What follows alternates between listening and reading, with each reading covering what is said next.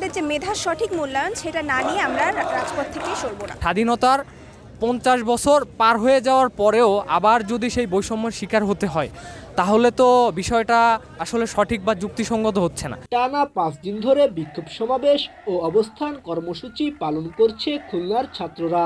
সরকারি চাকুরিতে কোটা ব্যবস্থা বাতিলের দাবিতে এ আন্দোলন অব্যাহত রেখেছে খুলনায় আন্দোলনকারী শিক্ষার্থীরা।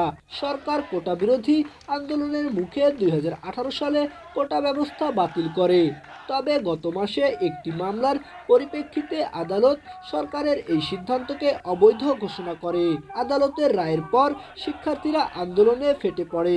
একটা ইন্টারেস্টিং বিষয় হচ্ছে আমাদের সংবিধানে স্পষ্টভাবে বলা আছে যে রাষ্ট্র কারোর সাথে বৈষম্য করতে পারবে না, এবং সংবিধানের পাশাপাশি 2টা পয়েন্ট আর কি বলা আছে, যেটা যে রাষ্ট্র অনগ্রসর জনগোষ্ঠীকে বিশেষ সুবিধা দিতে পারবে। অথচ আমরা কি দেখতে পাচ্ছি?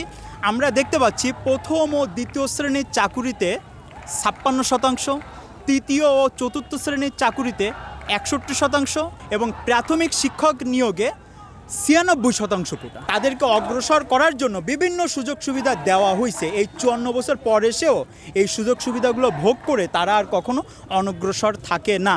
তো আমি লাস্ট একটা পয়েন্ট আমি যেটা আর কি বলতে চাই, যে মুক্তিযোদ্ধাদেরকে যারা অনগ্রসর গোষ্ঠী মনে করেন তারাই স্বাধীনতার বিপক্ষের শক্তি, তারাই মুক্তিযোদ্ধার বিপক্ষের শক্তি। আমরা আমাদের যে মেধার সঠিক মূল্যায়ন সেটা না নিয়ে আমরা রাজপথ থেকে সরব না। দেশের আইনের প্রতি বা প্রশাসনের প্রতি আমাদের সর্বোচ্চ সম্মান আছে, সে জায়গাটার প্রতি শ্রদ্ধা রেখেই আমরা বলছি যে আমাদের যে সাধারণ শিক্ষার্থীদের যে অধিকার, এই অধিকারের দিকেও তো তাদেরকে নজর রাখতে হবে। কারণ আমরা এত কষ্ট করে পড়াশোনা করছি, আমাদের অভিভাবকেরা এত কষ্ট করে তারা আমাদেরকে ছোটবেলা থেকে মানুষ করেছে, কী লাভ হচ্ছে? আমরা আজকে রাস্তায় দাঁড়িয়ে আমাদের ন্যায্য অধিকারে ভিক্ষা চাচ্ছি। কোটা বাতিলে আন্দোলনকারী শিক্ষার্থীরা 4 দফা দাবি তুলে ধরছেন। তারা বলছেন তাদের দাবি আদায় না হওয়া পর্যন্ত তারা আন্দোলন চালিয়ে যাবে।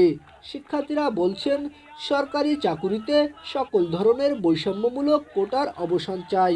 আমাদের ছাত্র সমাজের এখন বর্তমানে দাবি হচ্ছে যে শিক্ষা ব্যবস্থায় আসলে কোটা এটা বৈষম্যের শামিল, যেটা আমরা দেখেছি যে পূর্ব পাকিস্তান এবং পশ্চিম পাকিস্তান যখন ছিল ওই সময়ে আমাদেরকে পশ্চিম পাকিস্তানে বৈষম্য করত।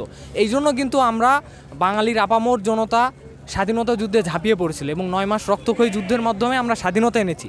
কিন্তু স্বাধীনতার 50 বছর পার হয়ে যাওয়ার পরেও আবার যদি সেই বৈষম্যের শিকার হতে হয় তাহলে তো বিষয়টা আসলে সঠিক বা যুক্তিসঙ্গত হচ্ছে না।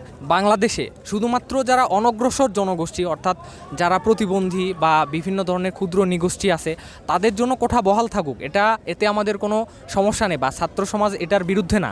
আমরা চাই যারা সুস্থ সবল এবং নিজেই নিজেকে দেখভাল করতে সক্ষম তারা আসলে মেধা এবং যোগ্যতার ভিত্তিতে নির্বাচিত হোক।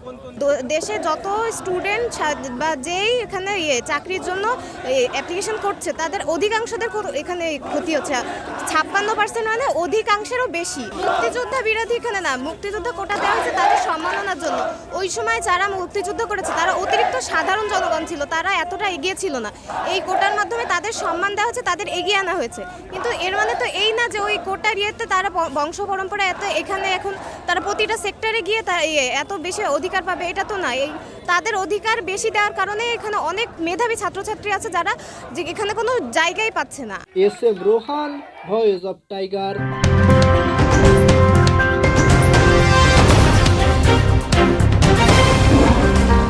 Voice of Tiger.